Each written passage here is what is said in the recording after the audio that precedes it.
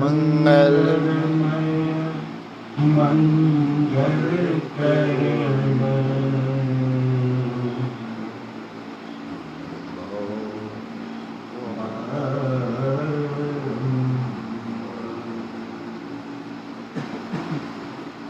धन्य धन्य सतगुरु सुखद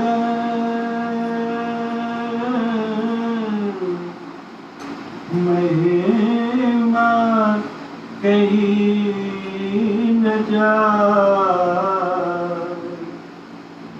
जो कछु कहूँ तुम्हारी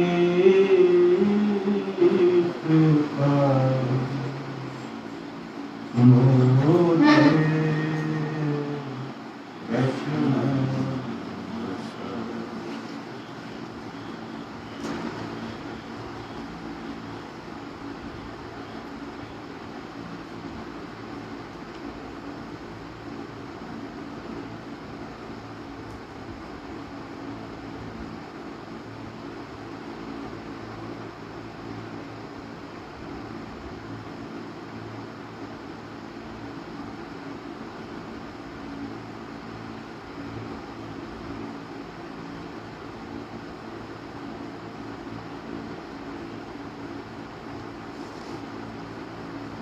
बोलिए प्रेम से श्री सद्गुरु महाराज की जय।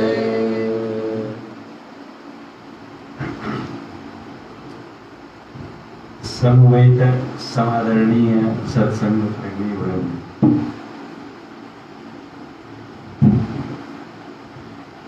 आज शनिवार है और शनिवार को शनिदेव के मंदिरों में बहुत भीड़ होती है।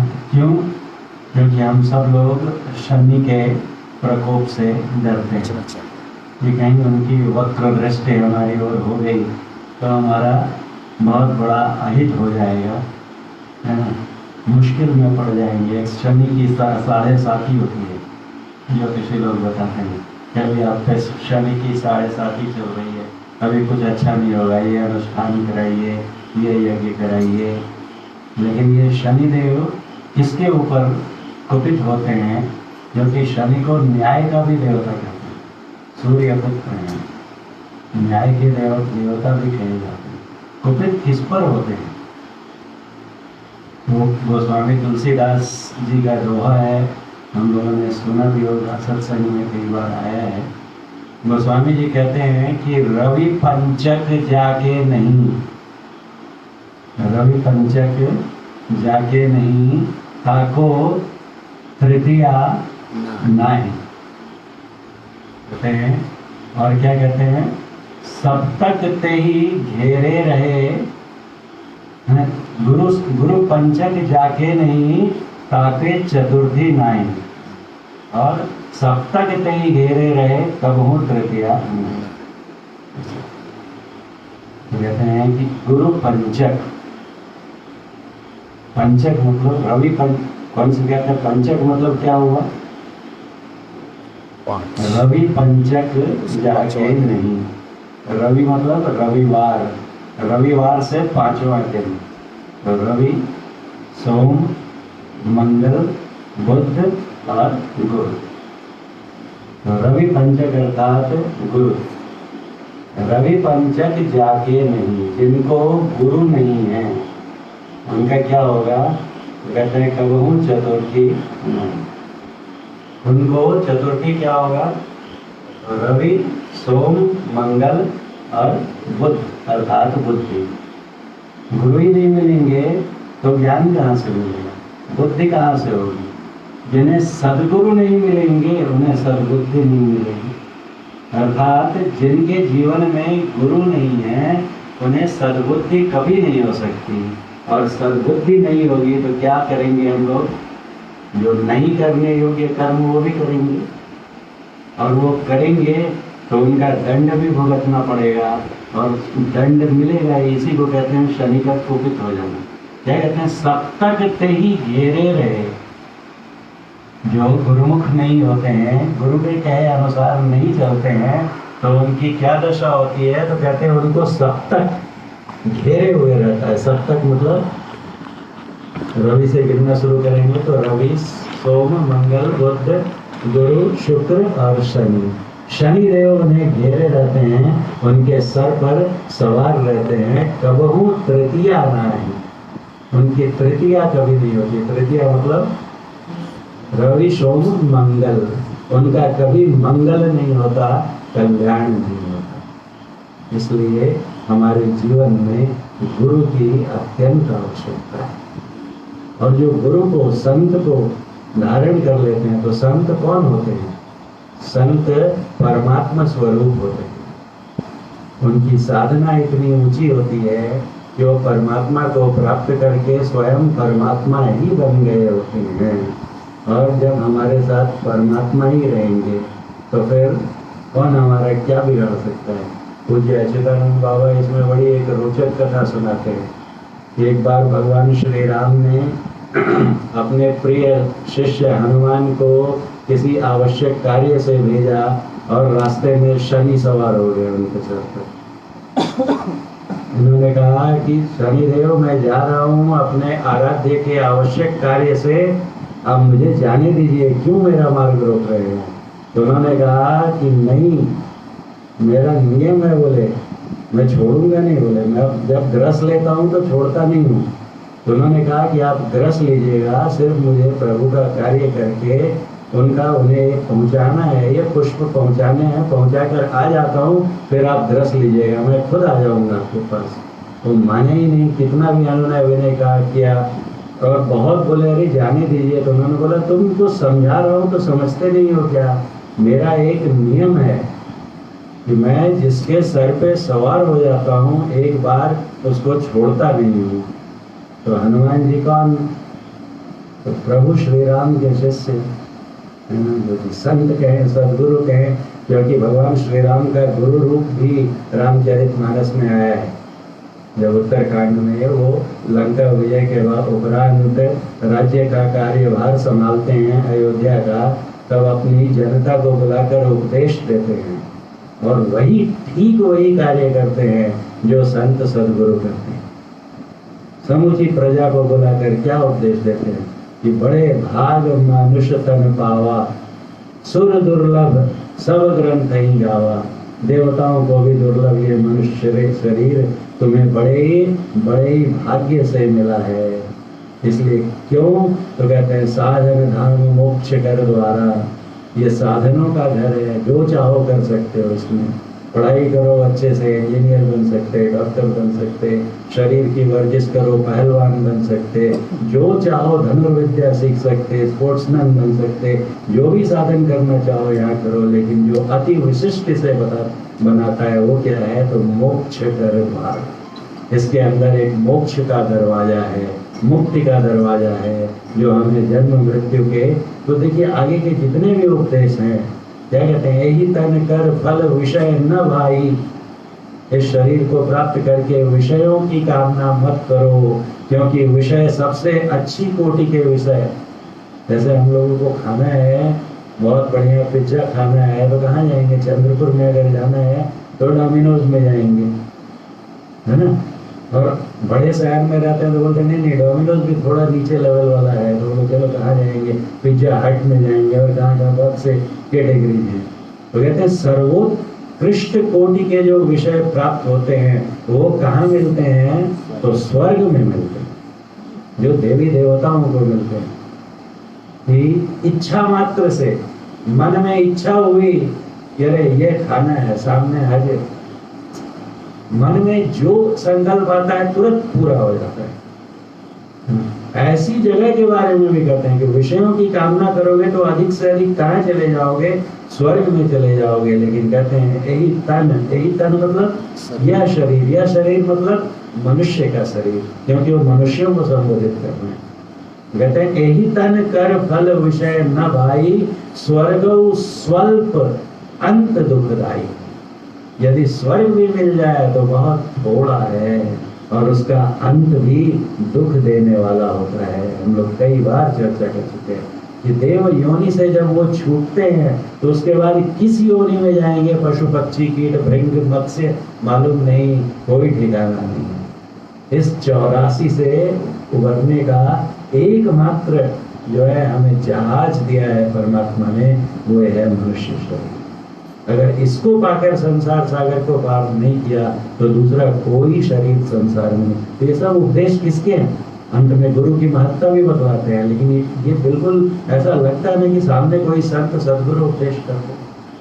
तो ऐसे भगवान श्री राम के भक्त हनुमान जी, और उनको वो धमका रहे हैं कि मैंने तुम्हें बताया ना कि मेरा नियम है कि एक बार मैं जिसके सिर पर सवार हो जाता हूँ उसको फिर छोड़ता नहीं, उतरता नहीं मुझसे।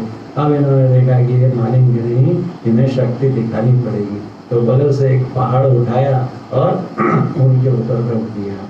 तब उसके अंदर दबने लग गए, शनि ये चिल्लाने लगे, ये क्या किया, छोड़ो छोड़ो छोड़ो, बचाओ, प्राण मेरे चले जाएंगे, मैं कह रहा हूँ मुझे छोड़ो।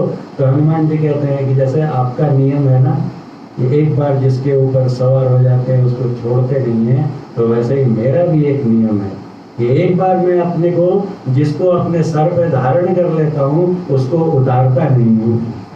तो त्राईमाम करने लगे, अंत में जाके बोले एक शर्त पर छोड़ूंगा, जो भी प्रभु की भक्ति करेंगे, जो भी ईश्वर भक्त होंगे, आप उनको कभी सताओगे नहीं। उन्होंने प्राण बचाने के लिए उन्होंने वो शर्त मानी, तब कहीं पहाड़ हटाया और शनि उतरे। ये तो एक कथा है। कहने का मतलब है कि जो भक्ति के मार्ग पर नहीं चलेंगे, गुरु के बताए मार्ग पर नहीं चलेंगे, उनके जीवन में शनि का प्रकोप होगा ही, और जो चलेंगे उनका शनि भी कुछ बिगाड़ नहीं सकता। इसलिए यदि हम सचमुच अपनी रक्षा संकटों से करना चाहते हैं तो उसका एकमात्र मार्ग है कि सदगुरु की शरण ग्रहण करना।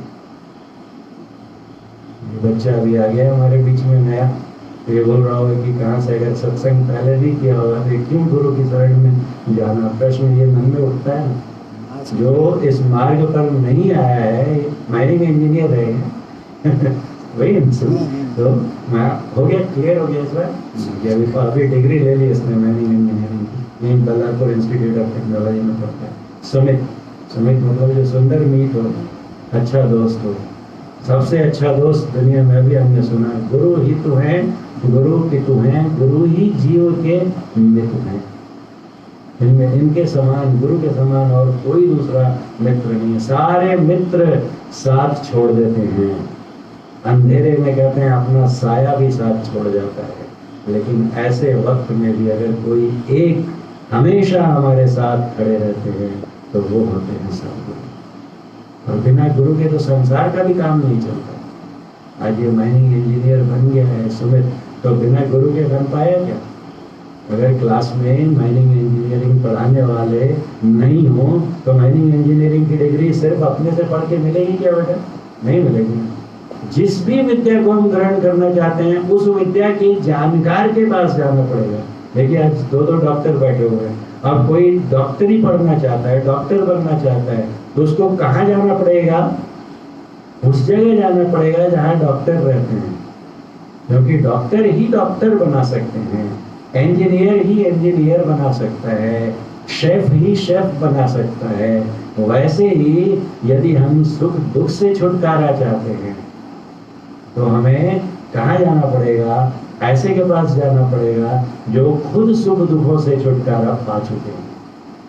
संसार में ढूंढ कर देखिए, तो मैं रॉक मैकेनिक्स पढ़ाता हूँ तो उसके लिए स्टूडेंट मुझे मांगते होंगे, लेकिन मनीष जी हमारे पुराने छात्र बैठे हुए हैं यहाँ पर, तो बोले ना ठीक है सही सर, रॉक मैकेनिक्स बहुत बढ़िया पढ़ाते हैं, लेकिन उनको अभी कोई तकलीफ हो जाए तो मैं कुछ कर पाऊंगा?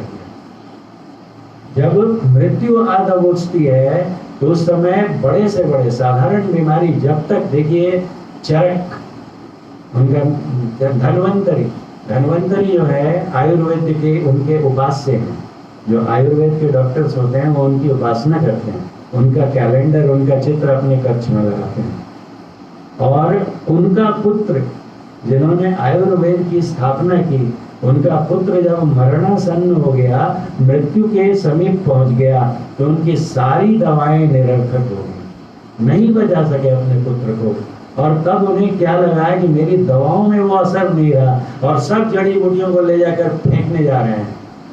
फेंकने को ज्यों तत्पर हुए कि आकाशवाणी हुई, क्या कर रहे हो, ये प्राण रक्षक बूटियां हैं, निरोग आरोग्य प्रदायक बूटियां हैं, दवाएं हैं, औषधियां हैं, इन्हें फेंकने जा रहे हो। उन्होंने कहा कि क्या आरोग्य प्रदान करने वाली हैं और जीवन संरक्षक हैं, मेरा पुत्र मेरी आंखों के सामने मर गया, इनमें कोई प्रभाव नहीं है। आकाशवाणी दोबारा कहती है कि धन्वंतरि रोग का इलाज होता है, मृत्यु का नहीं। जब मृत्यु हमारे समीप आ जाती है तो दुनिया के बड़े से बड़े डॉक्टर आकर भी क्या कहते हैं, we have tried our best and leave the rest। होता है ना, हर डॉक्टर के जीवन में घड़ी आती है। बड़े बड़े लोग, जब अलेक्जेंडर तो पुरानी कहानी हो गई, अभी हमारे हाल में ही देखिए जो हमारा सबसे बड़ा धनी औद्योगिक घराना है, कौन सा है अभी दुनिया में शुमार, अंबानी है ना, मुकेश और अनिल अंबानी दो बंधु हैं। उनके पिता जब वो अंतिम समय में बीमार हो गए थे, तो फ्लाइट से बाहर से, जब यहाँ के डॉक्टर्स नहीं कुछ कर सके, तो इंपोर्ट डॉक्टर्स को बाहर से बुलवाया, बेस्ट डॉक्टर्स लाकर खड़े कर दिए, लेकिन कोई बचा पाएगा। एक सांस अतिरिक्त हमें जीवन में कोई नहीं दे सकता। निष्कर्ष क्या निकलता है कि दुख और सुख से छुटकारा पाया हुआ यहाँ पर कोई भी व्यक्ति नहीं है, चाहे वो कितना भी आइंस्टाइन के समान अनुसंधान करता क्यों ना हो। दुख और सुख से छूटे हुए एकमात्र सद्गुरु होते हैं। दुख और सुखों से छूटेगा कौन, वो क्यों छूटे हुए होते हैं? तो एक बड़ी अच्छी बात आई है हमारे शास्त्रों में, देखिए बहुत वैज्ञानिक है। ये कहते हैं द्वे बीजे चित्त वृक्षस्य प्राण स्पंदन वासन एकस्मिंश्च तयोः क्षीणे क्षिप्र द्वे अपि नश्यते। तो क्या कहते हैं, ये जो हमारा चित्त रूपी वृक्ष है, इसके दो बीज हैं। क्या? वे कहते हैं प्राण स्पंदन, जो पल्स बीट होता है हमारा, दिल का धड़कना, और एक कहते हैं वासना। वासना का अर्थ क्या होता है? वासना देखिए इच्छा नहीं होती है, इच्छा और वासना में फर्क है। इच्छाएं तो हमारी तमाम हैं कि मेरे पास ये भी हो जाए, ये भी हो जाए। बच्चा जाता है मार्केट में, तरह तरह के खिलौने, हर खिलौने कोई लेने की उसकी इच्छा होने लगती है। लेकिन कभी कभी कोई चीज इतनी पसंद आ जाती है कि उसमें उसका मन बस जाता है कि ये नहीं मिलेगी तो मेरा जीना निरर्थक हो गया। जीवन में एक प्रेयसी मिली, प्रेमिका मिली, और वो अगर नहीं आती है मेरे जीवन में तो मेरा जीना बेकार है। उसके लिए अगर माता पिता अनुमति नहीं देते हैं, समाज अनुमति नहीं देता है तो क्या, और अगर वो भी अनुमति नहीं देती है तो कुछ इतने बोलते हैं आजकल शॉर्टकट है, डेपो में चले जाते हैं, यानी डिप्रेशन में चले जाते हैं। और क्या क्या, अगर शराब से भी बात नहीं बनती है तो ड्रग्स, और ड्रग्स का भी इंजेक्शन। डॉक्टर्स परेशान, हमारी सारी प्रतिभा, सारी मेधा कहाँ चली गई? एक चीज में मेरा मन बस गया, वो नहीं मिलेगी तो मेरे जीवन में कोई सुख नहीं। ऐसा जब हो जाए ना तो उसको कहते हैं वासना। जब वास हो जाए हमारे मन का उस चीज में, पूज्य बात महर्षि संतसेवी परमहंस जी महाराज बहुत अच्छे से समझाते थे कि देखिए गुलाब का फूल है ना, बहुत सारे फूल हैं, और उनके बीच में तिल रख दीजिए दुनिया भर का, और छोड़ दीजिए अच्छे समय तक, और उसके बाद वहां से तिल हटाइए।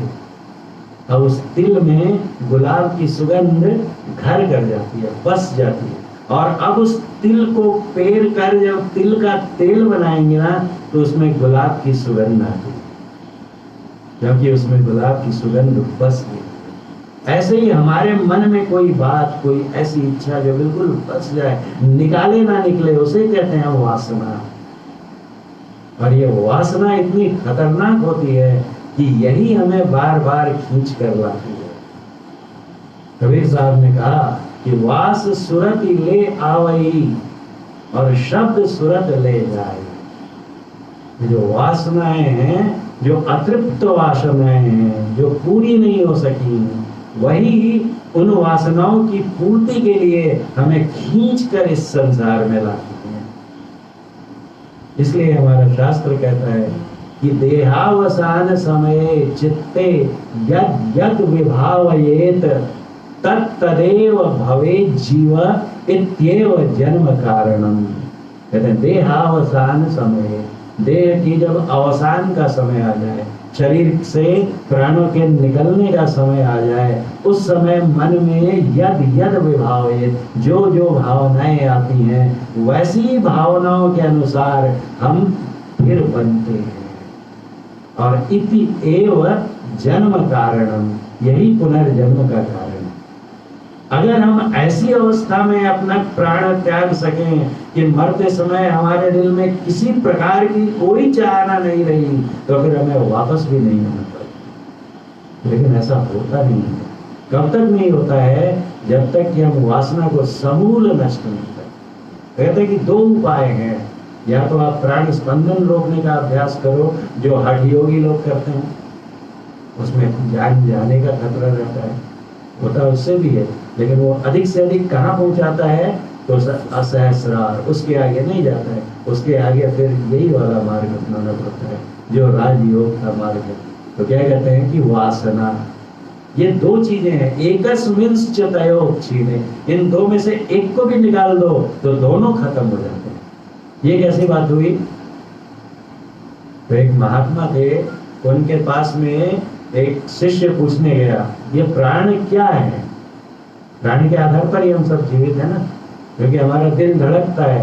तो जो चिकित्सा विज्ञानी ये बताएगा, हार्ट बीट का साइंस बता देगा कि दिल ऐसे ऐसे धड़कता है, उसका सिस्टोलिक प्रेशर, डायस्टोलिक प्रेशर क्या है, उसका बाकी सब इलेक्ट्रिकल पोटेंशियल सब बता देगा। लेकिन जब पहली बार दिल धड़का, क्यों धड़का, कहां से आई उसको वो इम्पल्स, फर्स्ट इम्पल्स कहां से मिला उसको? पहली बार लंग्स में जब एक्सपांड और श्रिंक करना शुरू किया, वो पावर कहां था, कहां से आया? और जब वो मर जाता है तो क्या छोड़ देता है? क्यों अब दिल है लेकिन धड़क नहीं पाता? क्यों अभी फेफड़े हैं लेकिन संकुचित और विकसित नहीं हो सकते? क्या निकल गया उसमें से? ये जो फैक्टर है, ये विज्ञान की पहुंच से आज तक बाहर। पूछा क्या कि ये प्राण कहाँ है?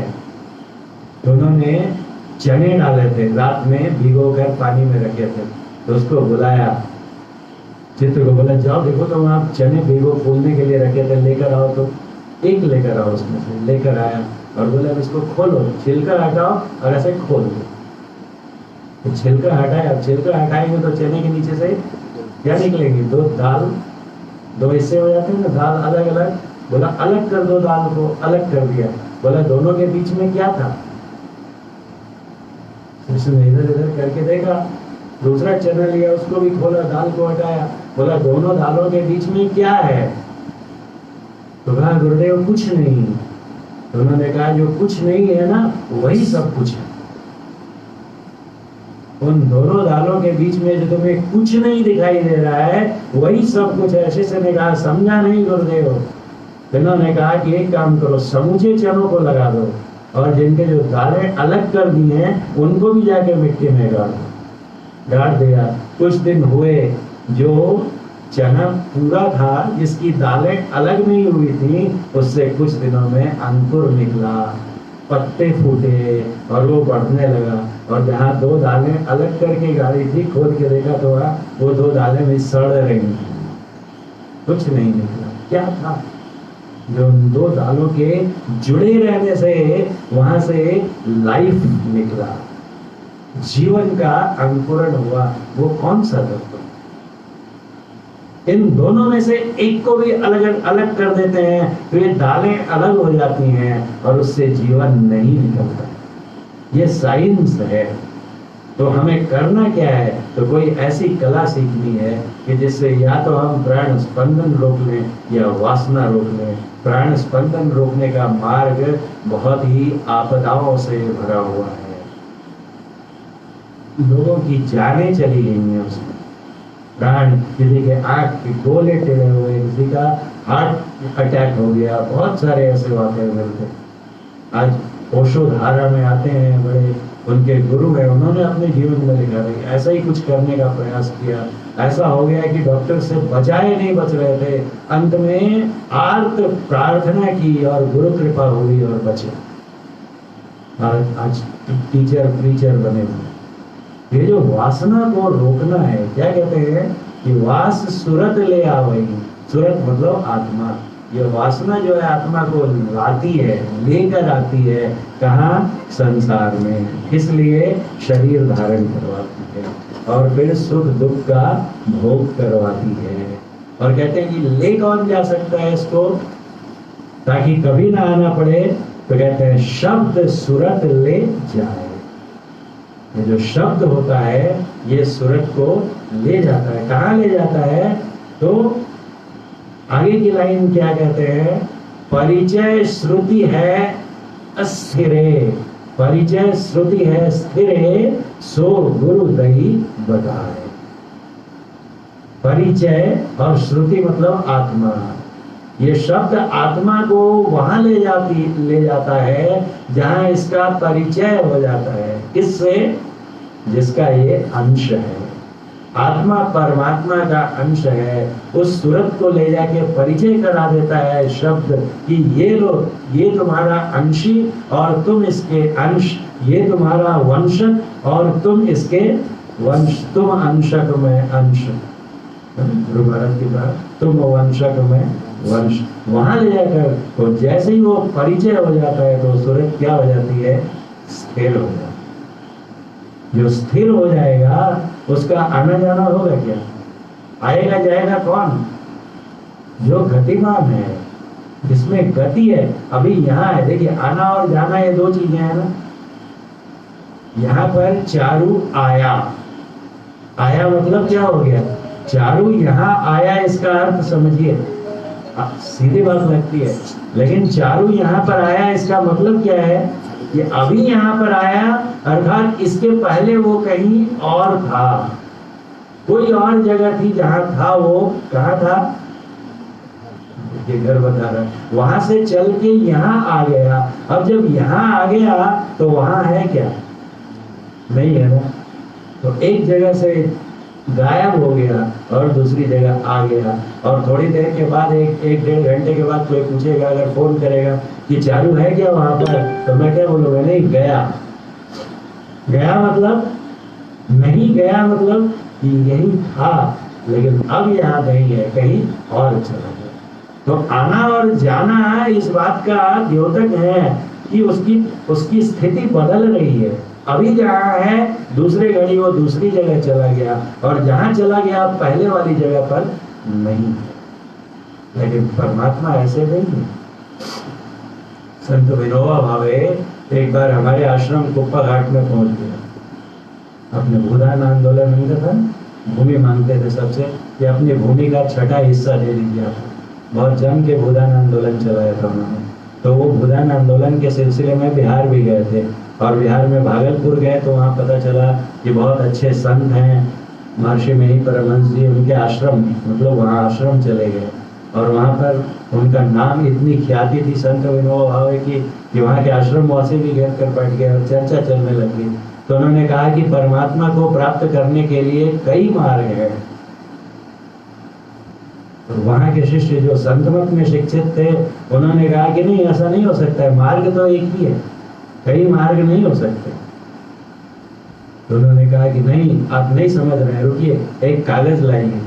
और एक कागज का टुकड़ा मंगवाया और उस पर एक डॉट बनाया और उसके चारों तरफ एक सर्कल बना दिया, वृत्त बना दिया, और कहा देखिए वृत्त पर कितने बिंदु हैं। और ये समझ लीजिए कि ये बीच में जो केंद्र बिंदु है ये आपका आश्रम है। और देखिए परिधि पर गए, सरकमफेरेंस पर, बोले यहाँ से इस मार्ग से आएगा, यहाँ से इस मार्ग से आएगा, यहाँ से इस मार्ग से आएगा। देखिए सब अलग अलग रास्ते से यहीं पहुंच रहे हैं कि नहीं पहुंच रहे हैं।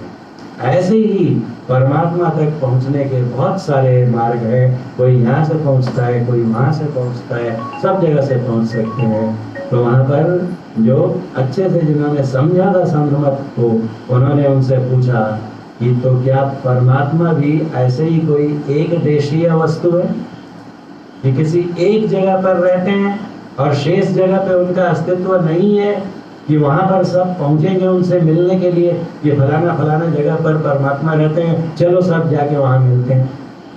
परमात्मा की सर्वव्यापकता में आप विश्वास रखते हैं कि नहीं? अब तो ऐसा सिद्धांत सामने आया तो अब क्या बोलेंगे? क्योंकि वो बड़े ज्ञानी थे ना। गीता पर टिप्पणी उन्होंने लिखा है कि मैं अपने माँ के दूध पर उतना नहीं पला हूँ जितना गीता पर पला हूँ। इसलिए उसको वहां जाएंगे, अभी वह पवनार में उनका आश्रम है, तो वहां एक पत्थर उस पर लिखा है गीताई। गीताई मतलब गीता आई। गीता मेरी माँ है, आई मराठी में माँ को बोलते हैं। तो गीता जो पढ़ी है वो तो इससे इनकार कर नहीं सकते कि ईश्वर सर्वव्यापक है। तो अब फंस गए। तब उन्होंने बोला अच्छा आपके गुरु की कोई पुस्तक है? उन्हें सत्संग योग पढ़ने को दिया गया। सत्संग योग ले गए, जहाँ ठहरे थे वहां, अगले दिन फिर आए और उनके शिष्यों ने पकड़ा यहाँ के लोगों को, आपने कौन सी पुस्तक दे दी हमारे गुरु को? तो उन्होंने कहा क्या हो गया? अरे यहाँ से जैसे ही पुस्तक ले गए और पढ़ना शुरू किया तो ना भोजन किया, ना पानी किया पिया, ना सोए, रात भर इस पुस्तक को पढ़ते थे। और तब वो पहले ध्यान के लिए भी मना करते थे। अगर आप पढ़ेंगे उनकी जीवनी तो कहते थे कि ये जो युग है अब ध्यान करने का युग नहीं है, अब ध्यान करने का युग नहीं रहा। अब बस भजन वजन गाइए, कीर्तन कीजिए, सुमिरन कीजिए। और जब मिले गुरु महाराज से, उनका मिलना हुआ तो गुरु महाराज बोले कि कैसी बात करते हैं, हम लोग तो प्रवचन में सीधा बोलते थे, गपशप करने के लिए समय है, सिनेमा देखने के लिए समय है, बाकी सब काम करने के लिए समय है, ध्यान करने के लिए समय नहीं। कौन सा युग है जो हमें ध्यान करने से रोकता है? और जब वो सत्संग योग पुस्तक पढ़ी पूज्य विनोबा भावे जी ने, तो उसके बाद उन्होंने कहा कि अब मैं नियमित, पहले मैंने बहुत ध्यान किया था, बोले पहले मैं भी बहुत ध्यान करता था। देखिए ये भी बता रहे हैं और कह रहे हैं कि ये युग ध्यान करने का नहीं है, तो फिर करते क्यों थे? मैंने पहले बहुत ध्यान किया था और अब मैं नियमित रूप से ध्यान करूंगा। और उसके बाद उनके जो सत्संग होते थे उनमें सबसे ध्यान करवाते थे। तो परमात्मा तक जाएगा कौन? ले जाएगा? परमात्मा कहीं गए हैं क्या? अगर कबीर साहब ने बड़ा अच्छा कहा कि पाया कहे तो बावरे और खोया कहे तो कूर, पाया खोया कुछ नहीं, ज्यों का त्यों भरपूर। अगर कोई कहता है कि परमात्मा को मैंने पा लिया, तो कबीर साहब कहते हैं कि बावला है, मतलब पागल हो गया है। तो परमात्मा कहीं खोया हुआ रहता, पा लिया मतलब परमात्मा तो है ही, हमेशा से है, आज भी है। और खोया कह दिया अगर तब तो बोलते हो तो एकदम क्रूरी है। परमात्मा भी कभी खो सकता है। पाया खोया कुछ नहीं, ज्यों का त्यों भरपूर, पूरा भरा हुआ है। वहां तक ले जाने की सामर्थ्य किसमें है? परिचय कौन करा सकता है? तो कबीर साहब कहते हैं कि शब्द, हमें उस शब्द को पकड़ना पड़ेगा। अब प्रश्न उठेगा कौन सा शब्द? एक अक्षर वाला मंत्र पकड़े कि 3 अक्षर वाला कि 5 अक्षर वाला कि द्वादशाक्षरी मंत्र? बहुत मंत्र है। ओम नमः शिवाय, तो कितने हो गए? गिनते जाइए, 1 2 3 4 5। ओम नमो भगवते वासुदेवाय, इसको द्वादशाक्षरी मंत्र। संत कहते हैं कि शब्द होता क्या है समझो। शब्द कहाँ से उत्पन्न होता है? कोई भी वर्ड बना, साउंड बना, तो कहाँ से आया? तो उसके मूल में क्या है? वाइब्रेशन, कंप। अगर कंप ना रहे तो शब्द उत्पन्न हो ही नहीं सकता, साउंड हो ही नहीं सकता। There cannot be any sound without vibration, and there cannot be any vibration which does not produce sound. तो शब्द तो हमें सुनाई देता है, उसके मूल में है क्या? कंप। उस कंप को पकड़ लो तो जड़ को पकड़ लोगे और वो आपको ले जाएगा। कहाँ ले जाएगा? तो परमात्मा। परमात्मा है यहीं पर, कहीं दूसरी जगह नहीं जाना है, लेकिन यहाँ पे हमको दिखाई नहीं देते। क्यों नहीं दिखाई देते हैं? कि हम उनको आंखों से देखना चाहते हैं, कान से पकड़ना चाहते हैं, नाक से पकड़ना चाहते हैं। इन सब से वो नहीं पकड़ में आएंगे, क्योंकि अभी एक बार में इसकी चर्चा नहीं हो सकती। हम लोग देख चुके हैं कि जो सब जगह है वो इतना सटल होगा, इतना सूक्ष्म होगा कि उसको इन आंखों से तो हवा को भी नहीं पकड़ सकते। हवा है कि नहीं है ना? नहीं बोल सकते कि हमको दिखाई नहीं देता इसलिए हवा को नहीं मानेंगे। और आकाश, स्पेस, हवा तो स्पर्श ज्ञान होता है, पंखा चल रहा है तो हाथ में टच होता है हवा का, लेकिन स्पेस उसका तो टच भी नहीं होता है, टेस्ट नहीं, स्मेल नहीं, कुछ नहीं है, देख नहीं सकते तो भी है, मानते हैं। अगर स्पेस नहीं है तो इतने लोग बैठे कैसे? सही है ना? वो स्पेस में भी जो समाया हुआ है वो कितना बारीक होगा, उसको कहाँ इन आंखों से पकड़ पाएंगे? हमारे पास जो बाहर में टूल्स हैं उनसे नहीं पकड़ सकते, तो बाहर नहीं पकड़ सकते तो अंदर जाना होगा। शब्द क्या है? तो शब्द कंपन है। तो यहाँ स्थूल में भी शब्द होता है, लेकिन स्थूल का शब्द कैसा होता है कि बहुत, उसकी फ्रीक्वेंसी बहुत कम होती है। नहीं, कोई बोल रहे थे, मैंने अपने से तो नहीं पढ़ा है, कोई बोल, विवेकानंद जी ने बोला है कहीं पर कि matter is a frozen wave. Wave क्या होती है? करंट होती है ना, उसमें वाइब्रेशन होता है। तो कहते हैं कि वो फ्रीज हो जाए, यानी एकदम उसकी फ्रीक्वेंसी बहुत कम हो जाए तो वो सॉलिड बन जाता है। और उसी को गर्म करिए तो लिक्विड हो जाता है। सॉलिड और लिक्विड में क्या अंतर है? पानी को गर्म, बर्फ है, उसको चढ़ा दिया हमने एक पतीले में और नीचे से आग जलाया तो क्या बन गया? बर्फ। क्या बन जाएगा? पानी। क्या फर्क है दोनों में? सिर्फ स्टेट का, अवस्था का फर्क है ना। कोई कंपोजिशन चेंज हुआ क्या? बर्फ का फॉर्मूला H2O और पानी का भी H2O। और गर्म किया तो गैस बन गई, अब दिखाई भी देना बंद हो गई, उड़ गई। तो अभी क्या हो गया? अभी भी H2O है। क्या हुआ? तो उसको ऊर्जा मिलती गई, उसको ऊर्जा मिलती गई। जब हमने गर्म किया तो ऊर्जा मिली तो उसका vibration level change, vibration level change हो गया तो जो ठोस था वो तरल हो गया, पानी बन गया। और गर्म किया उसको, और गर्म किया तो और ऊर्जा मिली तो उसका और वाइब्रेशन लेवल बढ़ गया, तब वो गैस बन गया। और किया तो इस प्रकार से करते जाइए। देखिए, एक छोटा सा, मैं ऐसे ही स्नान कर रहा था तो सोच रहा था, देखिए पंखा हमारे ऊपर चल रहा है, इसके साथ खत्म करेंगे हम लोग। ये फैन चल रहा है, अगर ये रुक जाए, ठीक है ना, और हम एक छोटे कीड़े के जैसा, मान लीजिए बिल्कुल छोटी चींटी के जैसा, उसके एक ब्लेड के नीचे, है ना, उसके नीचे हम लोग खड़े हैं। अब हमको उसके ऊपर की छत दिखाई देगी क्या? उसके नीचे, जस्ट ब्लेड के नीचे उसके इसमें आ जाए, और बस हम इतने छोटे हैं और ब्लेड इतना बड़ा है कि हम जिधर भी देखने की कोशिश करेंगे क्या दिखाई देगा?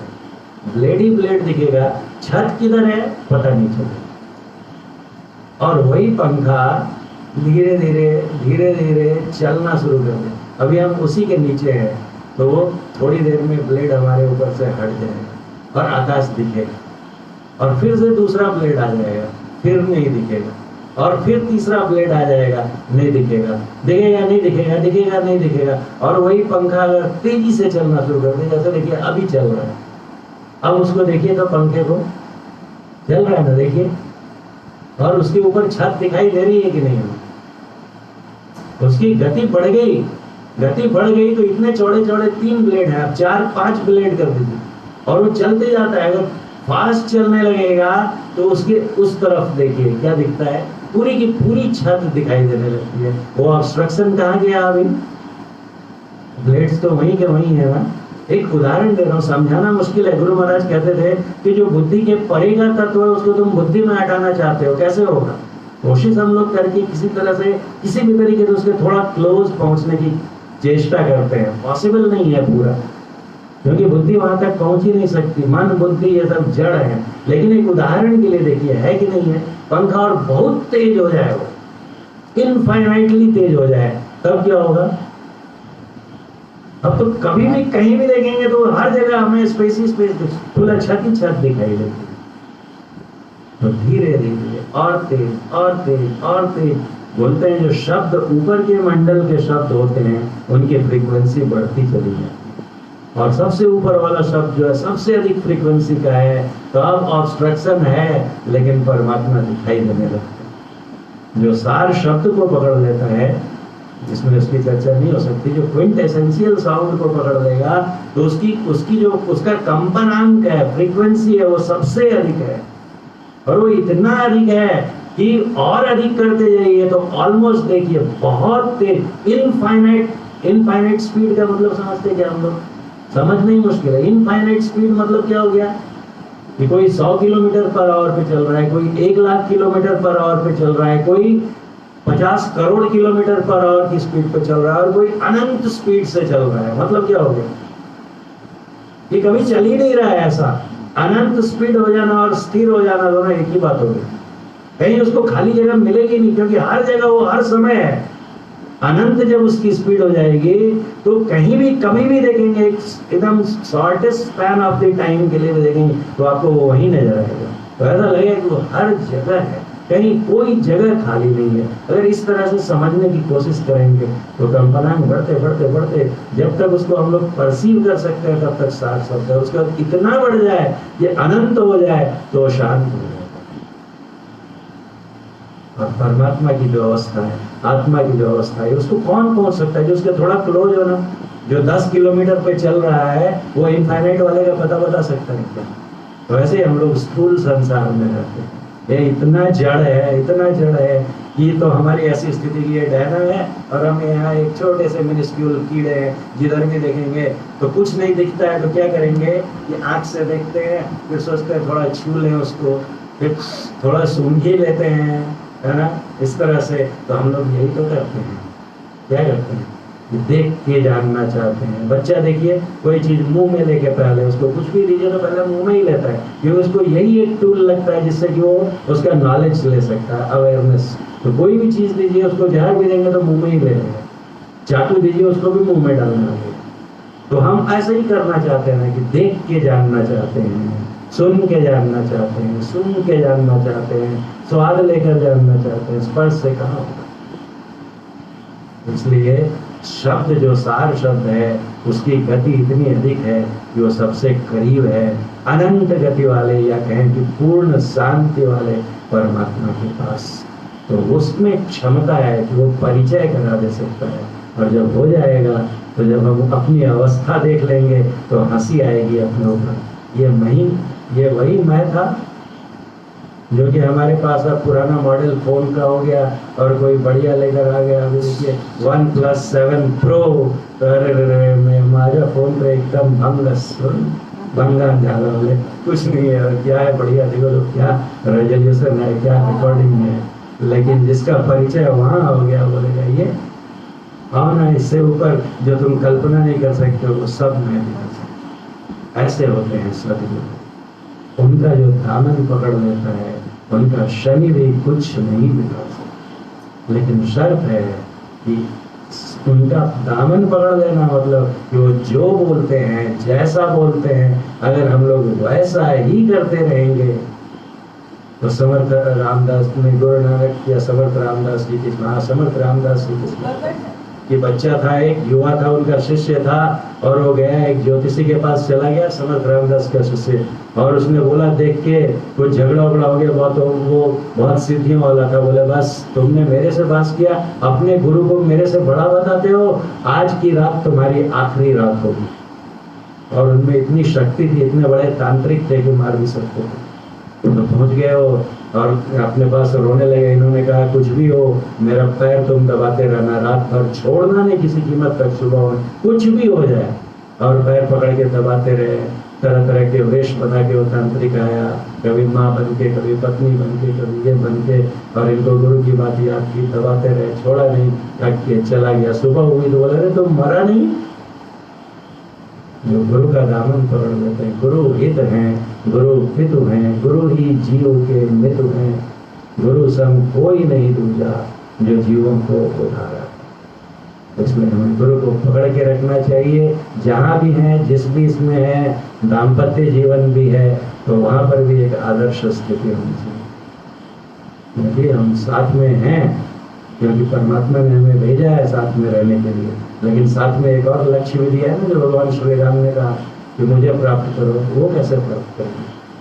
तो उसके लिए ये पारिवारिक जीवन के साथ में उस लक्ष्य को भी याद रखना पड़ेगा। एक तो अंडरस्टैंडिंग, जो कबीर साहब दो कथाओं से खत्म करेंगे बस, कि कबीर साहब के पास एक गृहस्थ गए और उन्होंने बोला कि हमारे में हरदम झगड़े ही होते रहते हैं हम दोनों, कोई बात को, किसी भी बात को लेकर बहस छिड़ जाती है और एकदम जीवन अशांत हो गया है, तो क्या करूं मैं?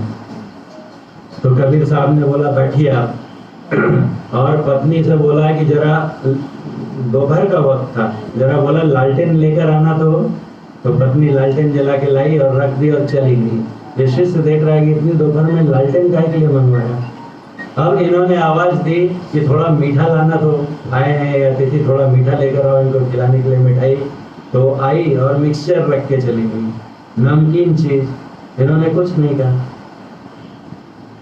तो देखा, बोले ये क्या है? बोले आपने लालटेन मंगाई दोपहर में, कोई आवश्यकता नहीं है, आपने मिठाई मंगाई, पत्नी नमकीन देकर चली गई। तो बोले कुछ नहीं, बोले नहीं समझे, तुम्हारे प्रश्न का यही उत्तर है कि भरी दोपहर में मैंने लालटेन मंगाई, तो पत्नी ने सोचा होगा कोई काम, बेवकूफी भरा काम, यह कुछ होगा काम, दे दिया। और जब मैंने मिठाई मंगाई और उसने मिठाई नहीं लाई, नमकीन ला दिया, तो अब मैं झगड़ा करता था। पहले वो मुझे पागल बोल सकती थी, इतनी दोपहर में लालटेन क्यों मंगाई, लेकिन उसने कुछ नहीं कहा, सोचा समझा कि जाने दो, कोई होगा काम, कोई बात होगी, दे दिया।